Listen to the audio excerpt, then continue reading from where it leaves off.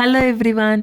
ఈరోజు నేను మీకు ఒక హెల్దీ కారపొడి చూపించబోతున్నాను. ఈ కారపొడిలో ఫ్లాక్స్ సీడ్స్, గుమ్మడి గింజలు, అలాగే సన్ఫ్లవర్ సీడ్స్, నువ్వులు, బాదం పప్పు వీటన్నిటి గురించి, అలాగే వాటి ఉపయోగాల గురించి మీ అందరికీ బాగా తెలుసు. నేను స్పెషల్గా చెప్పాల్సిన అవసరం లేదు.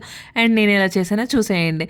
ఇక్కడ నేను హాఫ్ గ్లాస్ వరకు గుమ్మడి గింజలు తీసుకొని మంచిగా ఫ్రై చేసుకొని పక్కన పెట్టుకున్నాను. ఆ తర్వాత హాఫ్ గ్లాస్ వరకు సన్ఫ్లవర్ సీడ్స్ కూడా వేయించుకొని పక్కన పెట్టుకోవాలి. హాఫ్ గ్లాస్ నువ్వులు కూడా వేయించుకొని పక్కన పెట్టుకోవాలి. ఇప్పుడు పావు గ్లాస్ వరకు ఫ్లాక్స్ సీడ్స్, హాఫ్ గ్లాస్ వరకు కూడా తీసుకోవచ్చు. సో అలాగే 2 స్పూన్ల వరకు బాదం పప్పు కూడా వేయించుకొని పక్కన పెట్టుకోవాలి. ఇవన్నీ ఒక ప్లేట్లో తీసుకోవాలి. ఇప్పటి నుంచి వేయించుకునేవి ఇంకో ప్లేట్లో తీసుకోవాలి. ఇప్పుడు కొంచెం ఆయిల్ వేసుకొని హాఫ్ గ్లాస్ వరకు ధనియా, 2 స్పూన్స్ పచ్చిశనగపప్పు, అలాగే 1 స్పూన్ జీలకర్ర వేసి ఫ్రై చేసుకొని పక్కన పెట్టుకోవాలి. ఆ తర్వాత 1 గ్లాస్ వరకు ఎండుమిర్చి. నేను తీసుకున్న ఎండుమిర్చి స్పైస్ చాలా తక్కువ ఉంటుంది. సో మీరు తీసుకునే ఎండుమిర్చి స్పైస్ని బట్టి మీరు తీసుకోండి.